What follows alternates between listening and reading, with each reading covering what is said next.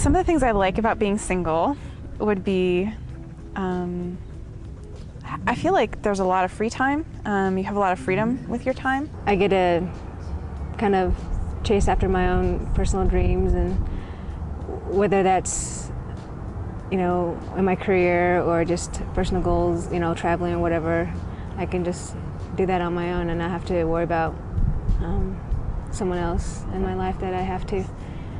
The ability to come and go as I like, not having to really answer to anybody if I want to take off for the weekend and go visit friends, or how I choose to spend money, things along those lines.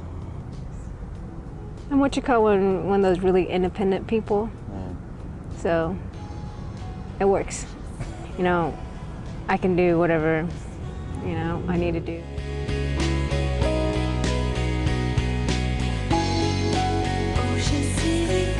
The drawback to being single, probably the biggest thing, is just the yearning for intimacy and emotional and spiritual as well as physical. I don't know, there are some places that you go that are kind of set up for couples and set up for people who are married. Just places you go where there's just married couples everywhere and you kind of feel like the odd man out, or are very aware of the fact that you're single or there by yourself. I don't know, maybe like weddings and that kind of thing. After I turned 30, just a lot of my friends started getting married, and then, you know, just so not being in the close fellowship that I was in with them before, because it changes relationships, it changes the dynamics of the relationship.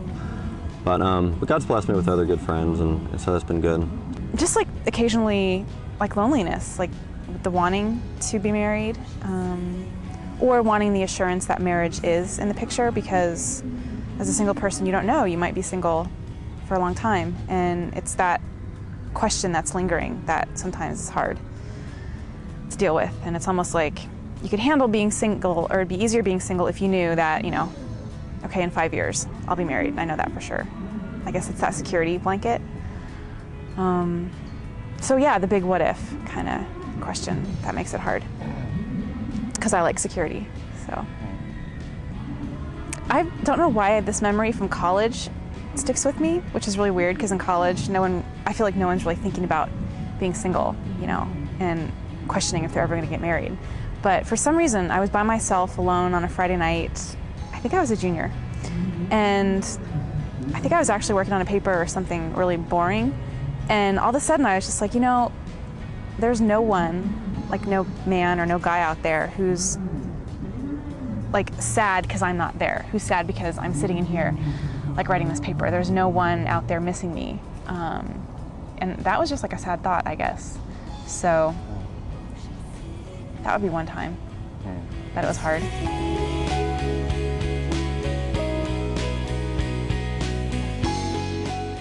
Things that God has taught me during my years of being single.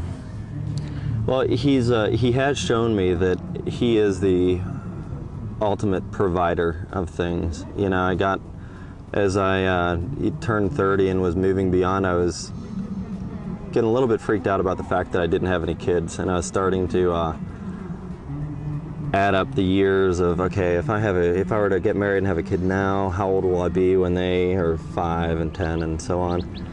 And, you know, in the midst of that, he's provided me with the sweetest niece in the world. She's awesome. She's 7 years old, and so that's really, you know, in a way, because my sister is a single parent, I've gotten, in a lot of ways, have gotten to take on the role of a father figure for my niece, and spent a lot of good quality time with her. And so, I mean, he showed me that he can provide in that way, and just with different friends he's put around me, and in the family that I have and everything else, it's hard to say that I'm lacking anything with regards to, you know, what he sees as best for my life right now. So.